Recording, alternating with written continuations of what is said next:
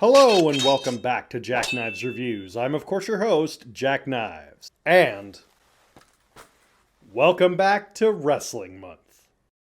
I figured this week we would start talking about female wrestling and its influence in the industry. Starting off by talking about one of the biggest villains in all of professional wrestling, Dump Matsumoto, in the Netflix exclusive biopic series, The Queen of Villains.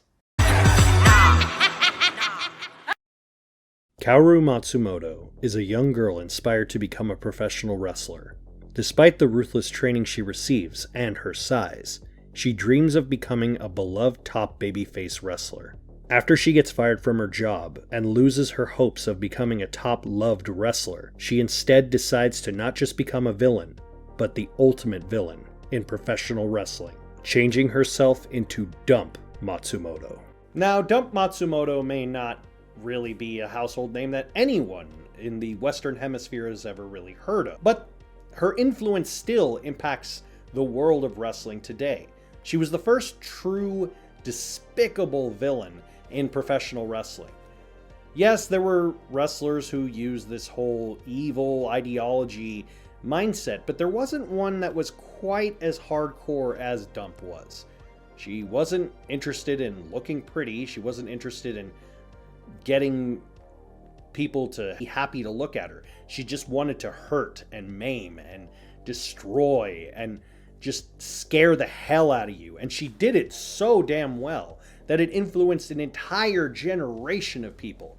Bull Nakano is actually one of the first to take influence directly from Dump Matsumoto and was even along with her for the ride in the tag team division, along with Lioness Asuka. Her impact in the wrestling world is still talked about to this day because she is so influential in changing the narrative of women just being pretty. Yes, there were athletic women in Japanese pro wrestling. Yes, there were good-looking women. But it was more of a jumping on point to become pop stars or actresses or whatever. Dump Matsumoto's sole purpose was to be a professional wrestler. But because of her body shape and her non-appealing looks, it was an uphill battle from day one. And she used that to her advantage to become this vile, despicable, hateful person that you loved to cheer. Using chains and kendo sticks, putting swastikas on her forehead, and just doing every despicable thing you can think of. The series reflects on an impact of showing the more subdued version of who she really was. It's the first time she was ever humanized in a way that you actually understood where she came from, why she created the character that she did, empathize and sympathize with her.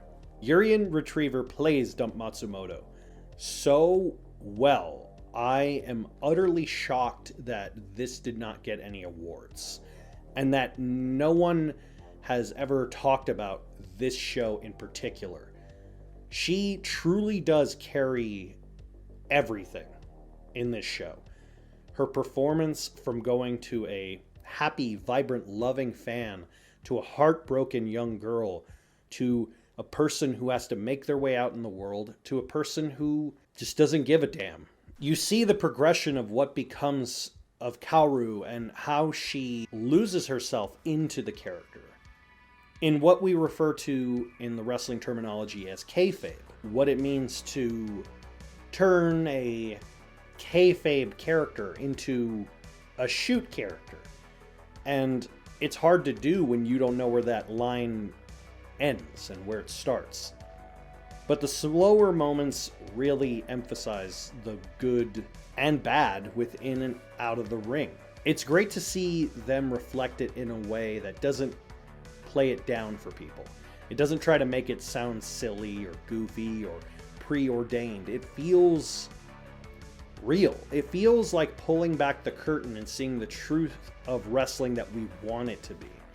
And sure, you could argue it's a little bit romanticized, but I think it truly is a love letter to anyone who likes Japanese wrestling, and specifically the All Japan Women's Wrestling of the 80s and 90s, seeing people like Bull Nakano, Dump Matsumoto, Lioness Asuka, Minami Toyota, and some of the greatest women's wrestling of all time that would later influence newer wrestlers that we appreciate today. In fact, Asuka from WWE was originally Kana, got her name Asuka from Lioness Asuka. It allows the audience to see a side of wrestling that maybe might get overlooked.